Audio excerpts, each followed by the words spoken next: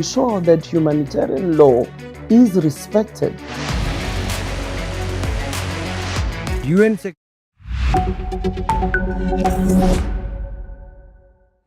Hello and welcome. I'm Thomas Porteous and you are watching The World Report on NewsX World. Let's take a look at the top stories of the hour. Dick Cheney, who served under President George W. Bush from 2001 to 2009, has died at the age of 84 from complications of pneumonia and heart disease. His family praised him as a great and good man who lived a life of courage, honor and love. Hamas says its fighters have found the body of an Israeli soldier in Gaza and are preparing to hand it over to Israel. The announcement comes amid ongoing efforts to maintain the fragile ceasefire. Voters in New York City are casting ballots in a high-stakes three-way mayoral contest. Democrat Zoran Mamdani leads over Independent Andrew Cuomo and Republican Curtis Sliwa, campaigning on free childcare, rent freezes and transit reforms. Residents in northern Afghanistan are clearing debris after a 6.3 magnitude earthquake killed at least 27 people and injured nearly 1,000.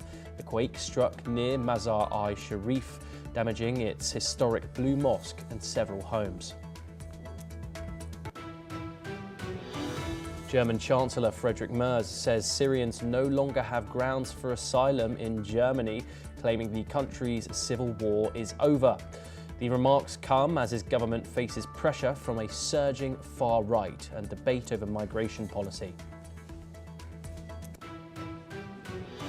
Ukrainian President Volodymyr Zelensky says a new European Commission report shows Kyiv is confidently moving towards EU membership. He urged Brussels to open negotiations on the first three clusters and remove artificial obstacles to unity.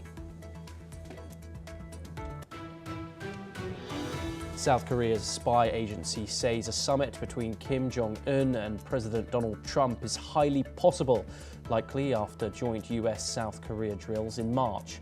The NIS believes Kim is ready for dialogue once conditions are met. Defence Minister Richard Marles says Australia's operations to protect trade routes in the South China Sea are growing more dangerous amid what he calls China's biggest military build-up in the world today.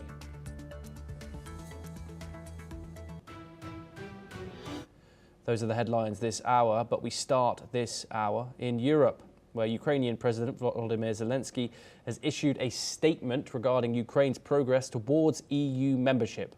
President Zelensky is addressing an EU summit from Pavlovsk area in eastern Ukraine that has been recently targeted by Russia.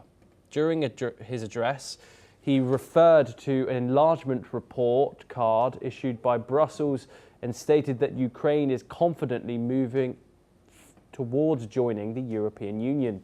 This comes after a statement from the EU's Enlargement Commissioner, Marta Kos, who praised Kyiv's efforts to implement reforms during wartime. She also warned that Ukraine must avoid backsliding on anti-corruption measures to stay in the lead for EU membership, noting that corruption remains the biggest obstacle in Ukraine's path. While addressing European lawmakers, Kos appreciated the reforms undertaken by Ukraine amid the ongoing war. Ukraine is competing with countries such as Moldova, Albania and Montenegro, which were also praised by the Enlargement Commissioner for their pro-EU reforms. Ukraine has long sought EU membership, and President Zelensky has been advocating strongly for it. However, the government has faced criticism for allegedly weakening anti-corruption watchdogs in the country. Okay, now joining us is Major General Dr. Rajan Kochhar. He is a senior strategic and defence expert, and he joins us live from New Delhi. Thank you very much, Major General Kochhar, for joining us here on the programme.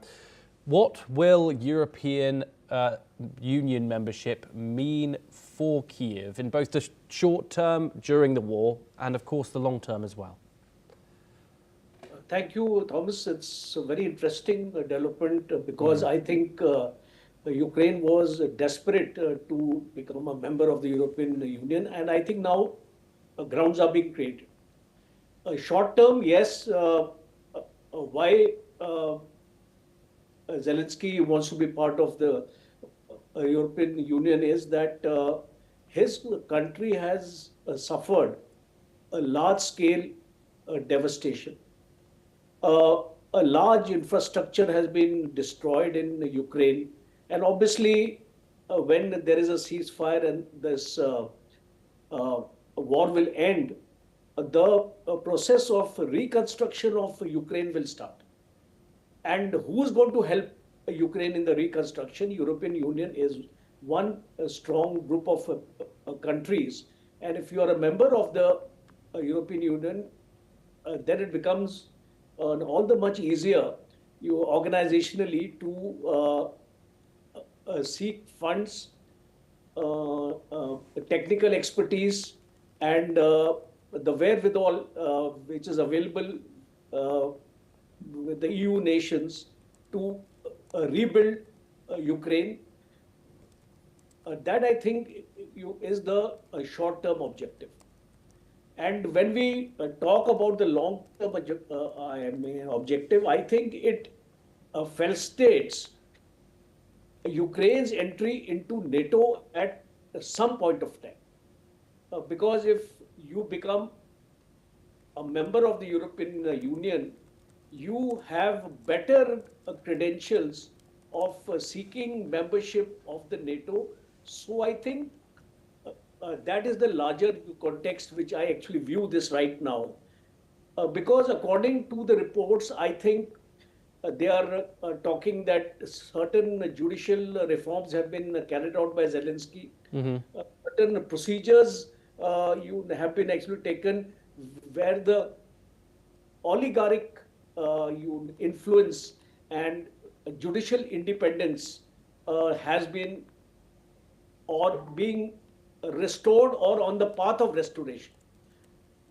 So much will actually depend because Ukraine has a very strong track record of corrupt practices, and I have been speaking to some business people of India who were operating in Ukraine, and they confirmed to me that there is an organizational corruption in Ukraine, and it's not easy to get work done. So it will be quite interesting to see now how Zelensky is going to overcome this the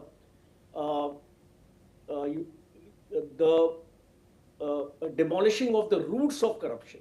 Because corruption does not go overnight. Yes. You have to create mechanisms, checks and balances at every step to ensure that the people in power do not succumb to temptations.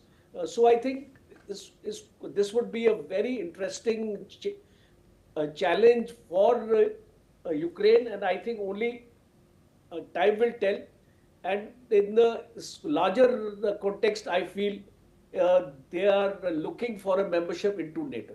Okay, Major General Kochar, of course there are certain criteria of rules and reforms that need to be made before a state is integrated into the European Union. Of course, political reforms, essential, fair and free, regular elections, separation of powers, democratic institutions. But of course, that judicial independence and particularly, of course, the corruption frameworks is where Ukraine can be said to have fallen flat so far. Of course, Ukraine is in war, which means martial law is enacted in the country. There can't be any elections there. In regards to the reform, how difficult will it be for Ukraine to implement countless further reforms in such an intense time for them, which of course a war with Russia certainly is? Thomas, as I actually look at this situation, I think it will be very, very difficult for Ukraine to actually align the reforms at a time when a war is actually going on. Things can only happen for Ukraine once this war is over. And I don't think this membership will take place in a hurry or the way this report. I think this is only the initial step. There is a process involved in getting into the European Union, and corruption was one strong factor. I would say that apart from the other institutional reforms which Ukraine will need to actually carry out, including holding of elections. Yes. And these elections have to be fair and free. So that would also have to be seen because in the present context, I don't visualize that this membership is going to happen in a hurry. Yes, indeed. Major General Kochar, do stay with us. We have further updates coming out of the Russia-Ukraine war, where President Zelensky says that he visited troops near the embattled city of Pokrovsk to show support for units defending the vital logistics hub as Russia prepares and presses its advance. That very same day, Ukrainian forces launched over 110 drones plus multiple projectiles at Russia's Belgorod region. And now, according to officials, civilians were injured in several border area villages after attacks on homes and on vehicles. The drone offensive comes amid rising tensions along the frontier, with Kiev using aerial attacks to push back Russian advances, even as its own forces remain under heavy pressure near cities like Pokrovsk. Meanwhile, Russia claims that its defensive shot down 204 Ukrainian fixed-wing drones and that Ukraine lost around 1,300 troops across various combat zones. Now, of course, Major General Kochar, we are coming up to what is going to looking to be like a battle for the city of Pokrovsk, a hugely important logistics hub for Kiev and the rest of Ukraine. President Zelensky said that he visited the city of Pokrovsk. What does this show? And of course, what do you think that he is concerned about going into this fight? And what would that visit have done for morale?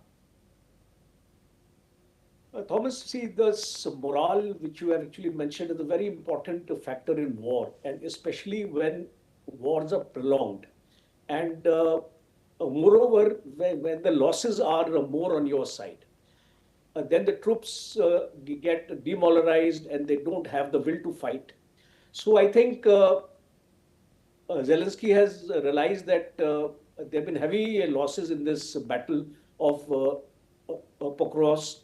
And especially, you see, this Pokrovsk is a very strategically vital axis for Ukraine in the Donbas region, because it controls the routes to Kramatorsk and Sloviansk. So these are the key Ukrainian strongholds in Donbas as part of the eastern Donetsk region. So I think if Pokrovsk falls, the next objective for the Russian forces is going to be the Sloviansk region and the Kramatorsk region. So I think from that point of view, this visit is very, very crucial, because Zelensky realizes that if this stronghold is lost to the Russians, he will find it very, very difficult to contain the Russians to take these other two areas in the Donbas region. And this war of attrition is now moving into the next scale, because Russian forces also realize that the winters are approaching. And in the winters, it's very, very difficult to have a ground offensive and taking over of land and etc. It is mostly restricted to a missile or a air warfare or a drone warfare. So I think this criticality of the window, because the window for the Russian Defense Forces is limited to about a month now.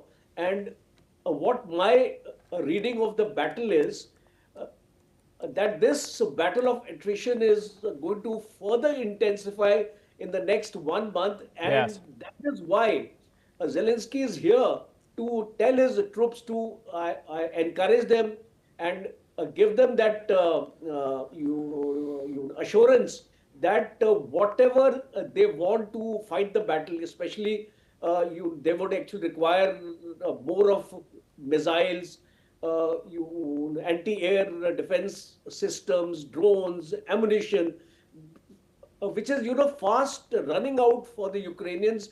The kind of support from Trump is also waning. So I think this is one of the major reasons Zelensky is here today. Yes, thank you very much, Major General Kochar. It's always a pleasure to speak to you on these matters. For our next story, we move to West Asia, and the Israeli military has said that it has killed a terror operative who crossed the yellow line in the northern Gaza Strip earlier today. According to the Israel Defense Forces, the individual had crossed the line which marks the boundary of the IDF's withdrawal zone and approached troops stationed in the area. The military has said the operative posed an immediate threat and was struck and killed by an Israeli Air Force strike shortly after being spotted. The IDF has added that its forces remain deployed in Gaza in line with the current ceasefire agreement and will continue to act against any imminent threats to its troops. Meanwhile, the armed wing of Hamas has said that it has found the body of an Israeli soldier in Gaza and that arrangements are underway to hand it over to Israel. Okay, now joining us is Yossi Kapawasa. He is an Israeli intelligence and security expert, and he joins us live from Tel Aviv. Yossi, thank you very much. It's always a pleasure to talk to you here on NewsX World. Of course, the IDF has said that it has killed an individual, what it called a terror operative, who crossed the yellow line into the Gaza Strip. It doesn't say or specify any other weapons that the so-called terror operative was carrying with him, or any actions that he did perpetrate. But eventually, the IDF struck said individual with an Air Force strike shortly after being spotted. Is that a proportionate response? Is that a usual response for an individual crossing the line which marks the boundary of the IDF's withdrawal zone? Well, first of all, we have marked the line with yellow signs so that to be clear that this is the yellow line. The people who cross, they know that they are posing a threat and they are entering a danger zone. I don't know yet, he's sitting here in Tel Aviv, it's difficult to know what were the specifics on the ground. But according to the IDF announcement, as you said, they claimed that he posed an immediate threat. So I guess there was some reason to believe that he's a danger, poses a danger. Either he had a weapon or something in the way he moved forward that was not regular, might have indicated that he means to carry out an attack. And that's what led the IDF to decide to take action against him. I didn't see that Hamas was criticizing the IDF on that, so it seems that everybody understands that this was something out of the usual. This is not an ordinary thing. We don't kill a lot of Palestinians these days in an attempt to prevent terror attacks, because most of the time the ceasefire holds. But from time to time there is a terror attack, and we saw several Israeli soldiers got killed already in this context. 3 of them were killed in the area of southern Gaza. So we can't be complacent when we see somebody who's coming towards us, either armed or in a way that indicates that he means to carry out a terror attack. Yossi, we've had a big breaking development. Hamas has released a statement, and it said that it has found a body of an Israeli soldier in the Gaza Strip, and it will be handed over very soon. Of course, this will if the ceasefire is adhered to by Israel. This will result in the transfer of 15 Palestinian bodies handed over. The exchange carries on, hopefully. What has the scale been of Israeli soldiers that have died in the Gaza Strip? How many more is expected? How many bodies, of course, we know of the remaining hostages, but how many more bodies of Israeli soldiers are still expected to be inside the enclave? No, we know of there are no bodies of Israeli soldiers that we don't know where they are, or that we don't know what happened to them. So we have 6 Israelis, not soldiers. We have 3 Israeli soldiers and 3 civilians still held in the areas controlled by Hamas or in Gaza, and 2 foreigners, I think from Thailand. And these are the bodies that are still missing. 8 bodies are still missing. And on top of that, all the bodies of Israeli soldiers that lost their lives during the operation are already buried in Israel. And what are your thoughts on how the peace deal and how the ceasefire, the first stage of said ceasefire, is going? Of course, we've had some instances with the remains of Israeli hostages, which have sadly have been the wrong remains. Some have been completely wrong. Some have been the remains of hostages that have already been returned. What more can we expect from this ceasefire deal, especially as the negotiations for the second stage continue? And if this stage is anything to go by, it's going to continue to keep getting fragile. Is that your belief, Yossi? Well, look, the first stage of the agreement was implemented as expected. I mean, the living hostages were released right in the beginning, and the bodies of the deceased hostages were trickling one after the other throughout almost a month now. So this is, I don't think anybody expected anything else of that, than what happened. So, but we are approaching the end of this phase 1, when all the bodies that are retrievable are going to be returned. And we'll see whether there are more bodies that are not being presented by Hamas to Israel. And if this is going to be the case, we shall have to reassess what are we going to do about it. But because they committed themselves to bringing back all the bodies and all the hostages. So we are going to see some breach of the agreement. Hamas claims that they made an effort. They just couldn't find them. They don't have track of where they are.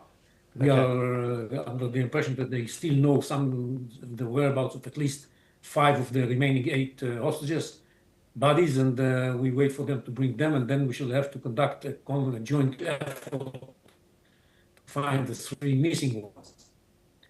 But this the first stage of bringing back the hostages is being implemented as expected. Nobody thought it's going to be within 72 hours, really, as stated in the agreement. But the next stage is the most important one and the most problematic one. This is the stage in which Hamas has to disarm, and Hamas refuses to do that. And there's going to be a lot of pressure on Hamas to lay down their arms. And we don't know yet if this pressure is going to be good enough in order to convince them or not. And while we are at it, we already see that the Americans have presented the resolution to the Security Council that deals with the methods under which the rest of the agreement is going to be implemented. But it's still all depending on Hamas' readiness to disarm, or if they refuse, we shall have to use force in order to disarm them and to remove them from power. Yes, Yossi Kapawasa, thank you very much for joining us here on the programme. And of course, as that second stage of the ceasefire is negotiated, we'll keep you updated here on NewsX World. Now, moving over to Africa, and Foreign Minister Yusuf Mutama Tugger says state-backed religious persecution is impossible under Nigeria's constitution. Speaking in Berlin alongside his German counterpart, Tugger emphasised that the country's laws guarantee religious freedom and the rule of law at every level of government. His comments come in response to US President Donald Trump's warning of possible military action if Nigeria fails to curb attacks on Christians by Islamist insurgents. Earlier, President Trump announced on Truth Social that the United States would immediately halt all aid and assistance to Nigeria. Nigeria's presidency later said it would become American help in fighting insurgents, provided the country's territorial integrity is, of course, respected. An advisor to President Bola Tinubu said that Trump's remarks were not being taken literally, adding that the US president thinks well of Nigeria. Now we move on, and Indonesian authorities have said that 15 people, mostly children, were killed after being swept away while crossing a river in Papua's Ngunga region. The incident has occurred in the remote village of Dal after heavy rains caused the river to overflow. Police have said the victims were aged between 8 and 17. Local police chief Alfredo Augustinis Rumbiak has said that one body has been recovered while search efforts continue for the others. In a nearby village, 8 more children remain missing still after a similar flooding incident, and authorities have said that the search has been hampered by mountainous terrain and the area's conflict zone status. Well, that's all that we have time for. We will continue to bring you more international news updates. Thank you.